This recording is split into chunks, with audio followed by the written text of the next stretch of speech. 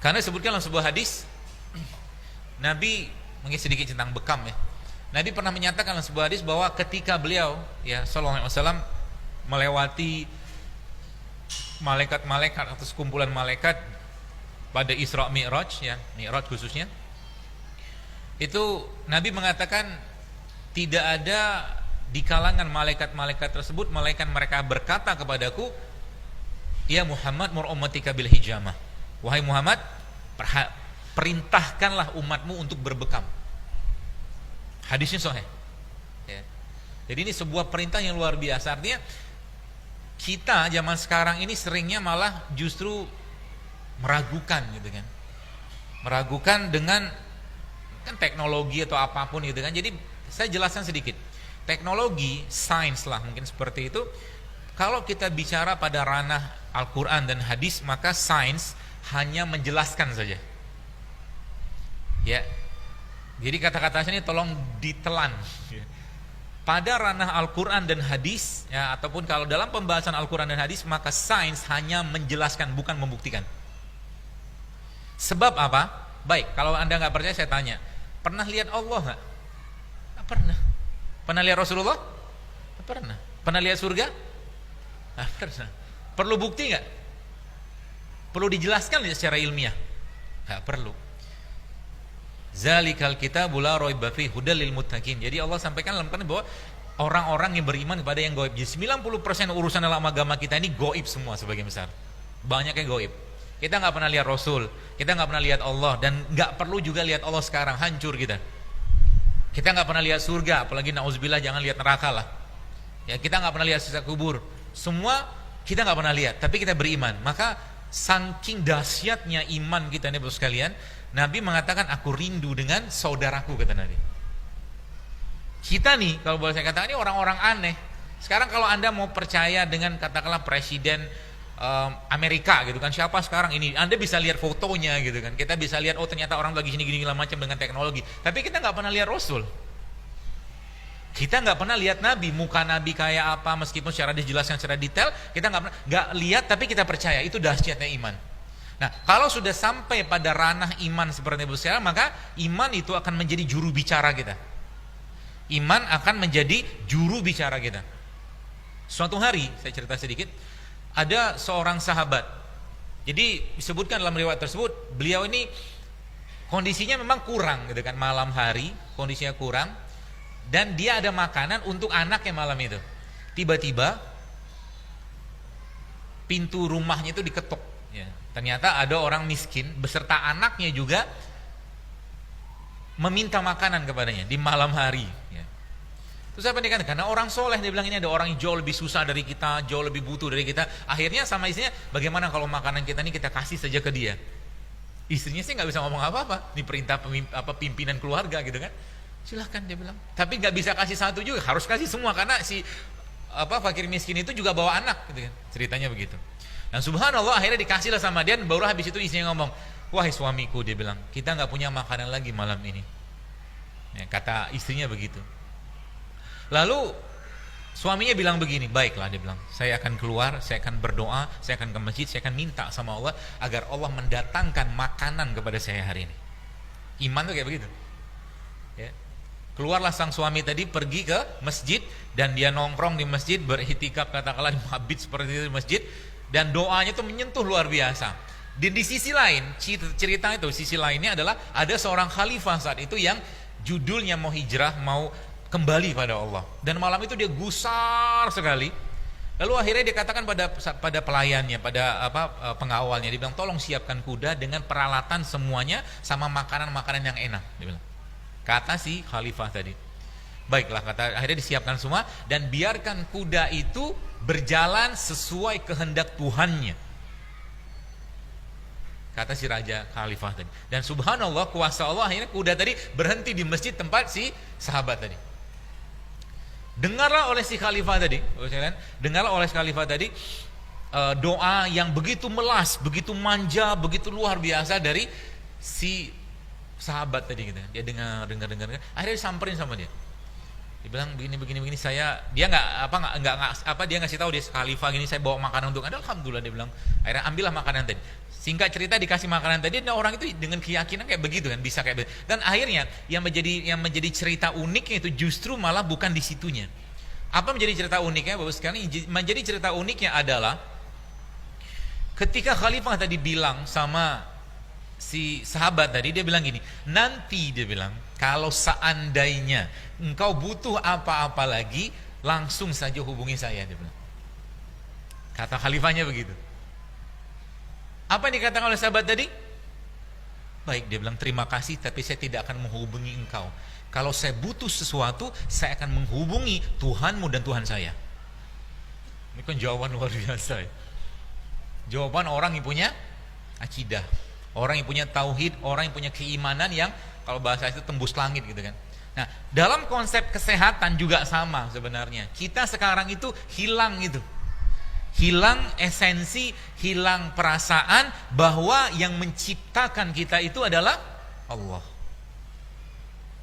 Jujur aja lah, kalau Anda sakit, apa yang Anda pikirkan pertama kali? Obat, betul? Anda ingat sama Allah? Nanti. Kalau sudah mentok, gak bisa ngapa-ngapain, barulah namanya pengobatan alternatif. Betul? Salah satu pengobatan alternatif apa? Saya tuh paling sebel banget kalau ada orang bilang bekam tuh pengobatan alternatif. Anda tahu kenapa? Karena Bukhari, dalam Bukhari Muslim, kitab Bukhari Muslim, Nabi katakan, inna afdolama tadawaitum bihi al-hijamah, kata Rasulullah. Sesungguhnya pengobatan yang paling utama itu berbekam. Ya. Kata Nabi begitu. Jadi kalau ada orang bilang pengobatan alternatif itu kan udah gak ada pilihan lain, udah mau mati baru datang gitu kan. Biasa kan begitu pemahamannya orang kan. Jadi orang lupa bahwa kita ini Bapak sekalian, Allah ciptakan dari tanah. Ya.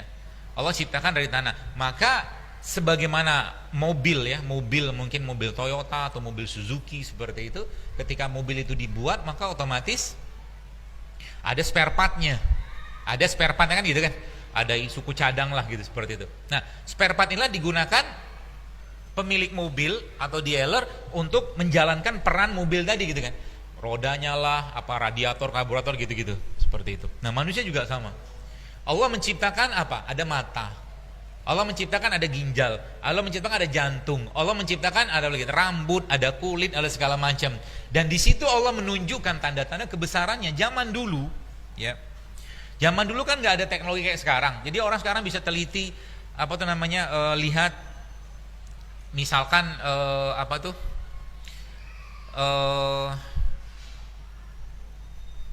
tomat misalkan. Jadi tomat itu kan sains menjelaskan bahwa tomat itu mengandung likopen, ada anti kanker, ada buat jantung segala macam. Tapi kalau Anda melihat tomat, jadi saya nyebut itu God's pharmacy gitu kan. Farmasinya Tuhan. Obat-obatnya Tuhan. Ya, obat-obatnya Allah. Di situ Allah menunjukkan kepada kita semua Bapak sekalian tanda-tanda yang kalau kita pakai tanda-tanda tadi itu sebenarnya memang begitulah harusnya. Jadi manusia, orang beriman, seorang mukmin itu melihat sesuatu itu bukan dengan kacamata atau bukan dengan mata kepala. Dia melihatnya dengan mata hati sebenarnya. Untuk mendapatkan titik ini Bapak sekalian, maka dia harus menjaga hati itu. Sebabnya Nabi katakan sehatnya seorang mukmin itu bermula dari sehatnya hati. Sehatnya seorang mukmin bermula dari sehatnya kolbunya. Pertanyaannya, kolbu kita bermasalah nggak zaman sekarang? Masalah nggak? Taunya dari mana? Gampang. Kalau lagi lampu merah, baru saja hijau kita ngapain? Klakson kan? Klakson itu tanda apa? Tergesa-gesa. Kan penyakit itu kan? Jadi banyak masalah kita justru malah masalahnya ada di kolbunya. Dan 90% atau 80-90% penyakit fisik itu dimulai dari masalah di kolbu tadi. Ya. Kenapa banyak orang maaf sekarang gemuk? Ada hubungan dengan kolbu nggak? Syahwatnya kan. Dia mengutamakan hawa nafsunya untuk makan, semua dimakan. Puasa susah, makan sayur buah susah, minum susah, segala macam. Yang dipentingkan apa? Hawa nafsunya.